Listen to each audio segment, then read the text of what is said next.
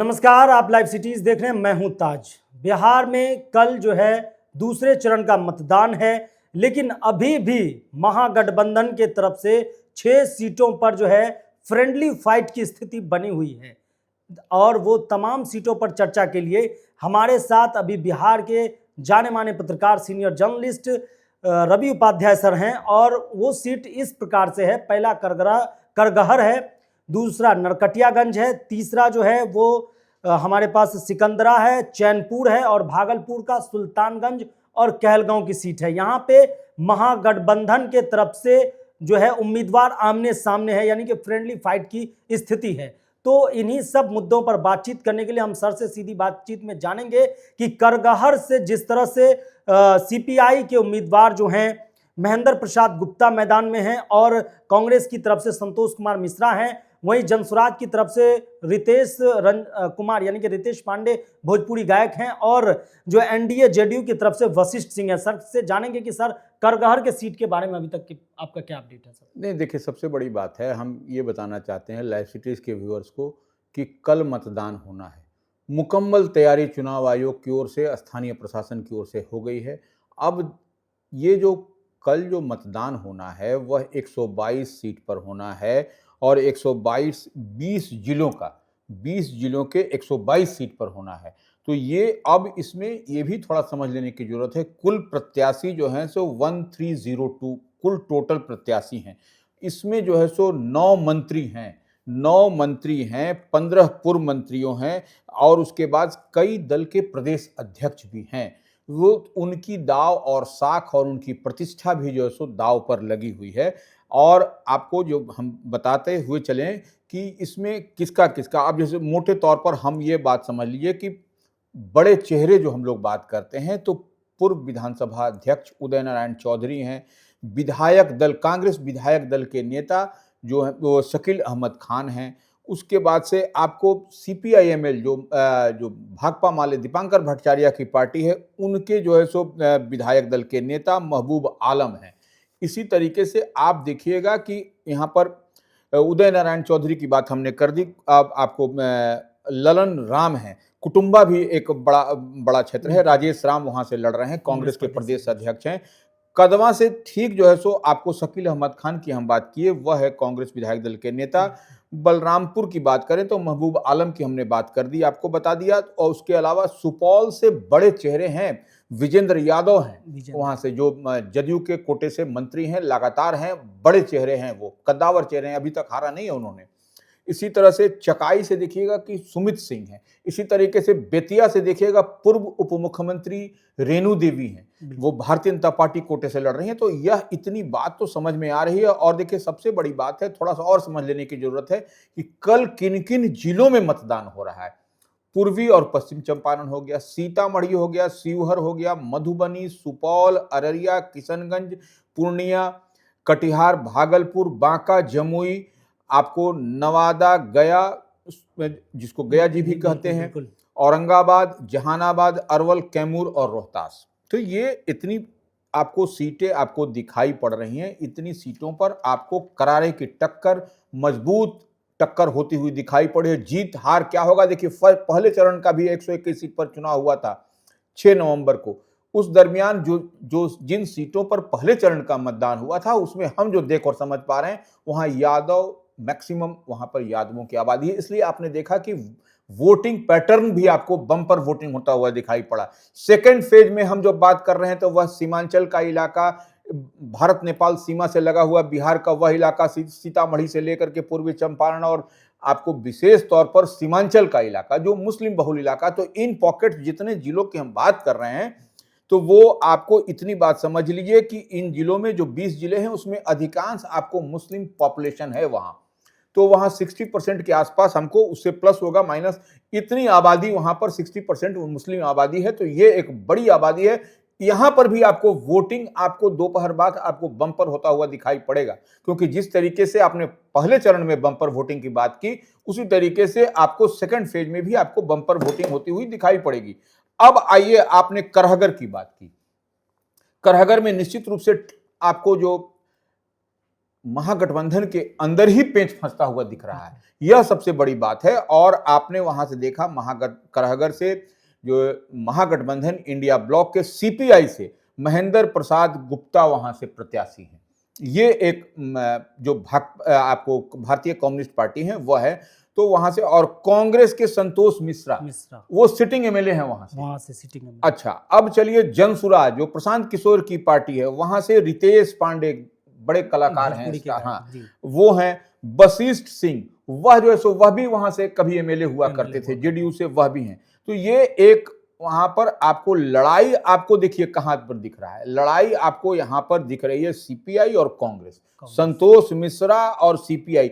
यही देखिए अभी तक अंदर खाने में जो दिख रहा है वह कुछ हो रहा है। अब देखने वाली बात होगी कि कराहगढ़ की जनता किस पर इतबार करती है, किस पर भरोसा करती है। और कराहगढ़ कहीं ना कहीं जनसुराज के सूत्रधार प्रशांत किशोर का भी जो गृह जिला माना जाता है, तो अब वहां पर क्या समीकरण होगा, क्या होगा, क्योंकि लड़ाई वहां पर बड़ा जोरदार दिखाई पड़ रही है। अब हम लोग आते हैं चैनपुर में जी, जो हम लोग बार बार कह रहे हैं, चैनपुर का चैन जो है सो छीन गया है। वो सन ऑफ मल्लाह मुकेश सहनी की पार्टी से आपको गोविंद बिंद है वहां से, जो वीआईपी के प्रदेश अध्यक्ष और वो अब देखिए वहां से आरजेडी से ब्रजकिशोर बिंद। ये देखिए बिंद और बिंद की लड़ाई वहां पर दिखाई पड़ रही है। जनसुराज से हेमंत कुमार चौबे हैं, और वहीं पर देखिए आपको जेडीयू से, एनडीए से जमा खान, पूर्व मंत्री जो हैं, मंत्री रहे हैं नीतीश गवर्नमेंट में, वह मंत्री रहे हैं, तो वो इस बार वह जमा खान ने अपना सीट ही बदल दिया है। तो ये सबसे बड़ी बात है। अब वहां पर जब महागठबंधन के अंदर ही दो धड़े आपस में लड़ते हुए दिखाई पड़ रहे हैं, जो वीआईपी और आरजेडी, तो यह भी समीकरण समझा जा सकता है। और आपने देखा भी था बीते दिन किस तरीके से वहां उहापोह की स्थिति थी। इससे पहले गौड़ा बौरामपुर में भी देखिए वीआईपी और वहां पर आरजेडी के बीच में वो चला था वहां। अब चलिए हम लोग आते हैं सिकंदरा की चर्चा इसलिए होती है, ये इस पर सबकी नजर है, यह जो है सो, और यहां पर देखिए पेंच यहां पर भी फंसा है महागठबंधन में। उदय नारायण चौधरी पूर्व विधानसभा अध्यक्ष, कभी बड़े चेहरे हैं ये, और मंत्री भी रह चुके हैं। तो उदय नारायण चौधरी और कांग्रेस से विनोद कुमार चौधरी, ये देखिए चौधरी में यहां पर लड़ाई हो रही है। और जनसुराज से सुभाष चंद्र बोस, देखिए सिकंदरा किसकी सीट है, सिकंदरा को समझना पड़ेगा, अरुण भारती की सीट है। वहां से कभी चिराग पासवान वहां से लोक जनशक्ति पार्टी रामविलास के अध्यक्ष जो हैं वह जीता करते थे, जो मेंबर ऑफ पार्लियामेंट हैं, केंद्र में मंत्री हैं, उनकी वह छोड़ी हुई सीट है, जहां से अरुण भारती इस बार मेंबर ऑफ पार्लियामेंट हैं। तो ये इस बार समझना पड़ेगा। और यह जो है सो सिकंदरा जो है सो सुरक्षित सीट है। तो ये यहां से आपको प्रफुल्ल कुमार माझी हैं एनडीए से प्रत्याशी, जो जीतन राम माझी की पार्टी से।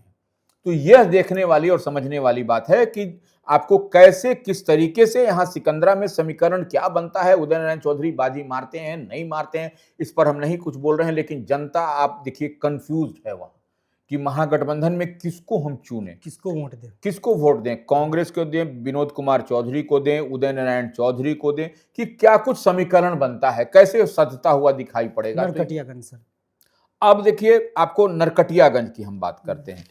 अब नरकटियागंज में देखिए, नरकटियागंज में भी देखिए वहां पर भी आपको राष्ट्रीय जनता दल से दीपक यादव हैं, और आपको कांग्रेस से आपको शाश्वत केदार हैं, जो Kedar Pandey ex chief minister के बेटे हैं। बिल्कुल। तो ये शाश्वत केदार पहले भी वहां पर चुनावी दंगल में उतर चुके हैं। वहां पर देखिए दीपक यादव भी बड़े चेहरे हैं। दीपक यादव इस लिहाज से बड़े, इनका शुगर मिल फैक्ट्री और तमाम तरह की बात है, ये भी धनाढ़ हैं। तो ऐसे में समझा जा सकता है कि इनकी लड़ाई होगी शाश्वत केदार, जो ex chief minister Bihar Kedar Pandey, एक पूर्व केंद्रीय मंत्री रहे, स्वर्गीय केदार पांडे के यह पौत्र हैं। ये शाश्वत केदार और दीपक यादव के बीच आमने सामने की लड़ाई वहां पर होगी। कि क्या होगी कि जनसुराज से वहां पर मोहम्मद वशीउल्लाह जो है सो वो खड़े हैं। अब वहीं पर देखिए संजय कुमार पांडे हैं, भारतीय जनता पार्टी से हैं, बड़े जमीनी कार्यकर्ता हैं, ये बहुत ही जमीनी कार्यकर्ता। और जिस समाज से आपको शाश्वत केदार आते हैं, उसी समाज से संजय कुमार पांडे, इनकी भी बहुत पकड़ मजबूत है। अब देखिए यहां पर का समीकरण कुछ अजीबोगरीब, ब्राह्मण बहुल इलाका है, यहाँ पर अब कैसे होगा, क्या होगा, और यहाँ पर जनसुराज ने मुस्लिम अल्पसंख्यक चेहरे को उतारा है। तो हम बार बार जो कह रहे हैं कि वहां पर जो सीमांचल का इलाका या इन इलाकों में आपको मुस्लिम की अच्छी खासी आबादी है, तो इस बात को भी समझना पड़ेगा कि किस स्ट्रेटजी के तहत वहां पर जनसुराज ने वहां पर प्रत्याशी उतारा है। यादव का वोट कहां जाएगा, इसका आपस में ही जब ये टकरा रहे हैं नरकटियागंज में यादव और आपको ब्राह्मण, तो ये कुछ न कुछ वहां पर खेल आपको है। अब वहां पर हम चले, अब हम लोग सिकंदरा की बात कर लिए, करहगर की बात कर लिए, चैनपुर की बात कर लिए, नरकटियागंज की बात कर लिए। अब हम लोग आते हैं कहलगांव। कहलगांव भी देखिए बहुत इंपॉर्टेंट सीट है, भागलपुर का। तो यहां पर आपको कांग्रेस से प्रवीण सिंह है, इसी तरीके से राष्ट्रीय जनता दल से रजनीश भारती हैं, और वहां पर जनसुराज ने मंजर आलम को वहां से उम्मीदवार बनाया है। यह भी देखिए यहां पर कार्ड है, यह भी कार्ड है। और उसके बाद से जेडीयू से शुभानंद मुकेश हैं।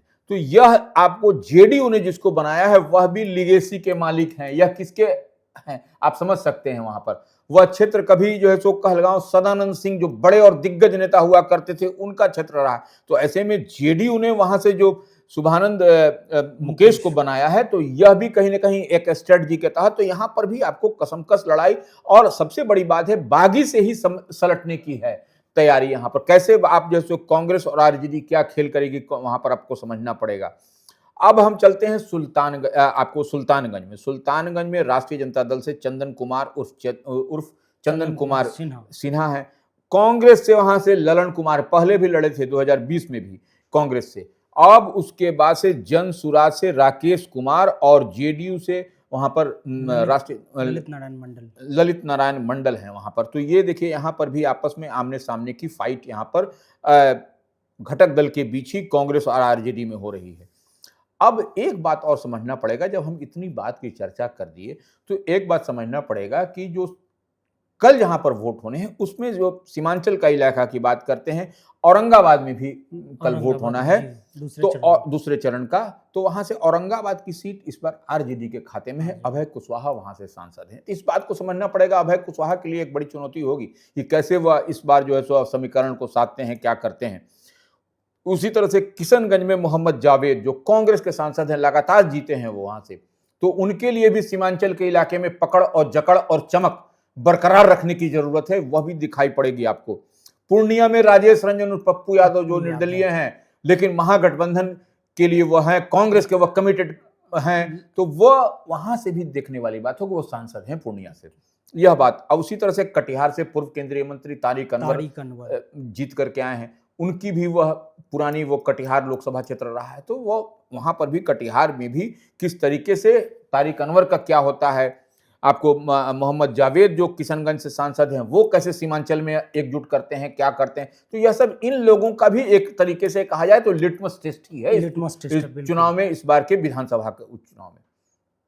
तो जिस तरह से आपने सुना कि बिहार के जाने माने पत्रकार जो है रवि उपाध्याय सर ने कल के दूसरे चरण के मतदान के तमाम सीटों पर गहरा अपना जो अनुभव है वो साझा किए हैं, और A to Z बात वहां की सीटों का क्लियर किए हैं, किस तरह से बागी से पार्टी का भीतरघात है। इसके अलावा महागठबंधन के जो उम्मीदवार इन 6 सीटों पर अभी तक आमने सामने, कहीं CPI बनाम RJD, कहीं कांग्रेस, कहीं BIP है, तो इन तमाम मुद्दों पर सर ने A to Z point clear कर दिया है। और कल ही चुनाव है और सर तमाम विश्लेषण किए कि 20 जिलों की 122 विधानसभा सीटों में कल चुनाव होने जा रहा है, लेकिन अभी भी महागठबंधन से 6 जगहों पर, 6 विधानसभा सीटों पर जो फ्रेंडली फाइट की स्थिति बनी है। इसके अलावा सर जो है कल लिटमस टेस्ट जो औरंगाबाद से, पूर्णिया से, कटिहार से और इन जगहों के जो इंडिया गठबंधन के सांसद भी रह चुके हैं, इनका लिटमस टेस्ट भी होने जा रहा है। तो तमाम तरह के अपडेट के लिए आप लाइव सिटीज के साथ बने रहिए, और अगर आप हमें यूट्यूब पर देख रहे हैं तो चैनल को सब्सक्राइब करें, फेसबुक पेज को लाइक करें। धन्यवाद।